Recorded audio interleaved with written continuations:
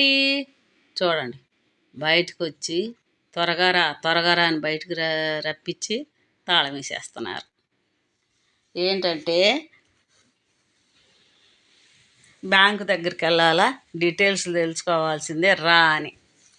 సరేలే అని చెప్పి అది నా బుక్ అనమాట.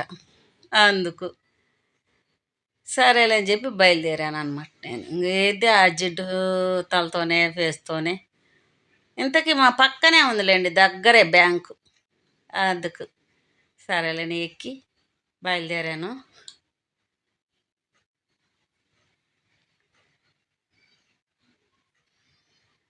ఫోన్ పట్టుకొని ఎక్కాలంటే కష్టం కదా.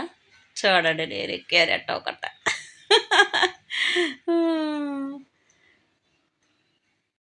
ఇంతకీ ఎందుకంటే నాకు ఏటీఎం కార్డు లేదు, పైగా నా ఫోన్కి లింకు లేదు.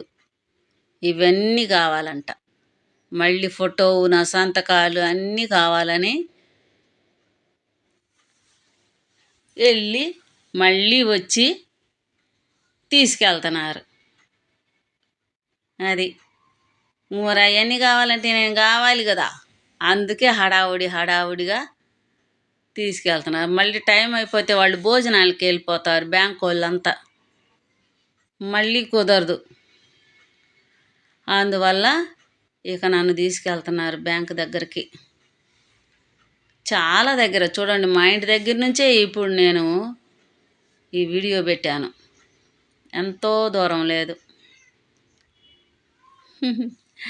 రోడ్లు ఇదిగోండి, ఇది ఒక కాలేజీ. ఇది కాలేజ్ అనమాట, చూసారా? దీని పక్కనే ఉంది బ్యాంకు, ఎస్బీఐ.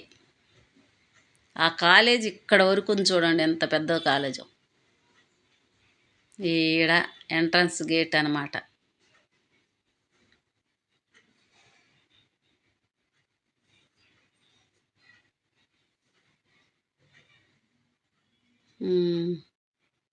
ఏమైంది, దీని పక్కనే ఇదిగోండి ఎస్బీఐ.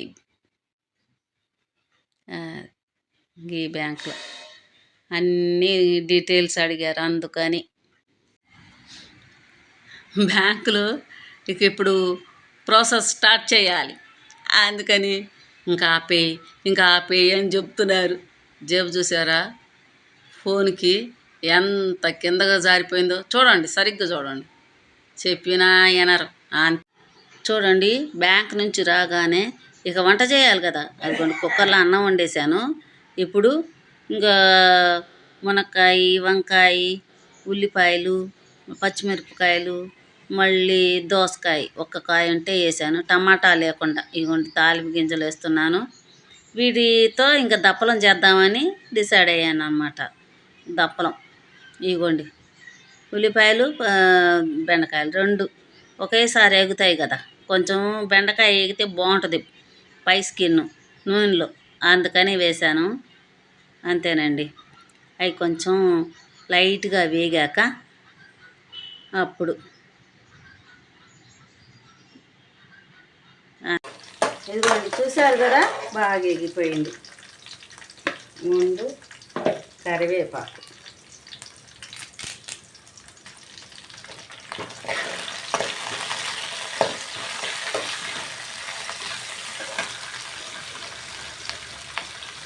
కొంచెమే అల్లం వెల్లుల్లి పేస్ట్,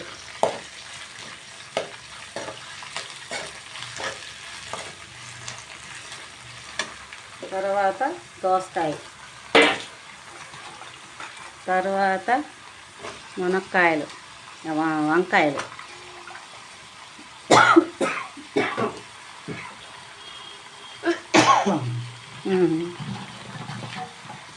ఇదిగోండి మునక్కాయలు,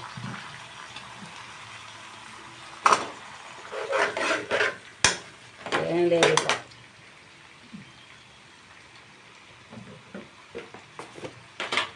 సిమ్లో పెట్టాలండి. పసుపు కొంచెం,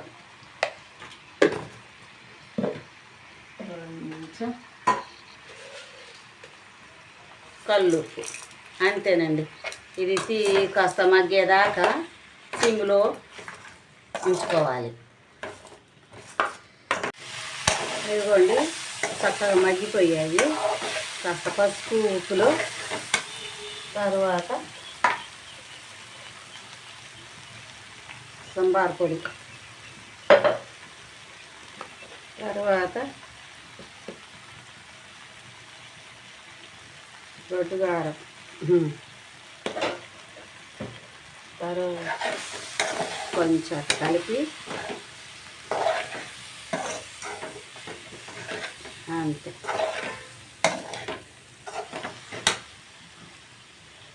ఇదిగోండి పులుసు పోస్తున్నా. మనకి సరిపడా పులుసు పోసుకోవాలి. కొంచెం ఎక్కువైనా పర్వాలా, దప్పలం కదా.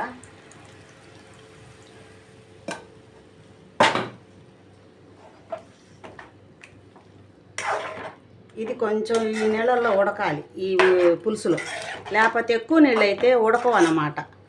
అందుకని దీంట్లో కొంచెం సేపు ఉడికాక కాస్త వాటర్ పోస్తాను అంతే.